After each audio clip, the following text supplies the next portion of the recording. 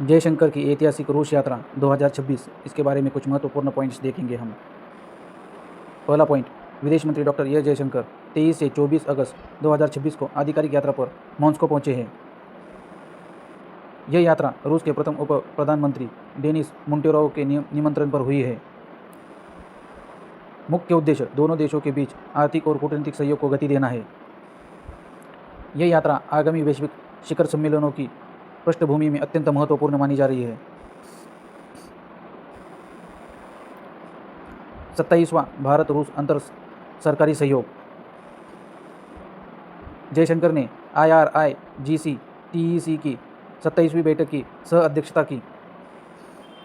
भारत की ओर से एस जयशंकर और रूस से डेनिस मोंटेरोव ने नेतृत्व किया। इस आयोग में व्यापार, निवेश, विज्ञान, तकनीकी पर गंभीर चर्चा हुई और सहयोग के लिए नए क्षेत्र जैसे डिजिटल कनेक्टिविटी पर भी सहमति बनाई है। व्लादिमीर पुतिन से मुलाकात। 24 अगस्त को जयशंकर ने क्रेमलिन में राष्ट्रपति पुतिन से द्विपक्षीय भेंट की। पुतिन ने भारत रूस सामरिक साझेदारी की मजबूती की सराहना की। यह जयशंकर ने पीएम मोदी का व्यक्तिगत संदेश और शुभकामनाएं पुतिन को भेजी थी। बैठक में द्विपक्षीय मुद्दों पर और ऊर्जा सुरक्षा पर विस्तार से बातचीत हुई।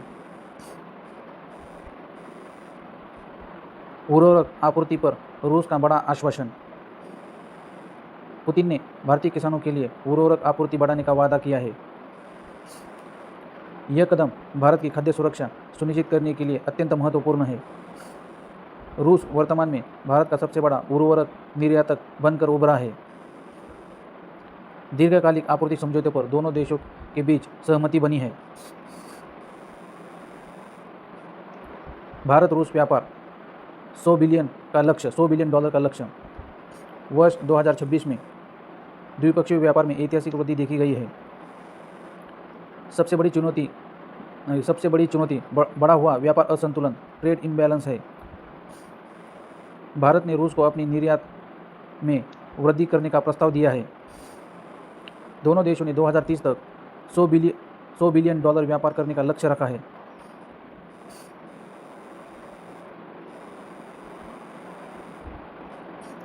ऊर्जा सहयोग, तेल, गैस और परमाणु ऊर्जा। रूस भारत का प्रमुख कच्चा तेल आपूर्तिकर का बनकर उभरा है। कुडनकुलम परमाणु परियोजना की प्रगति की समीक्षा की गई है।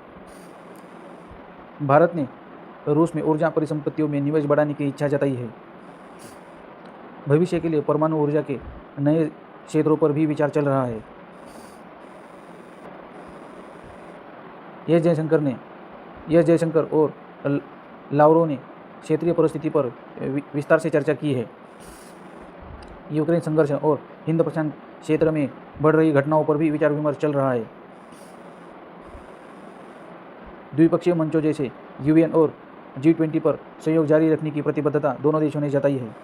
ब्रिक्स और पुतिन की भारत यात्रा।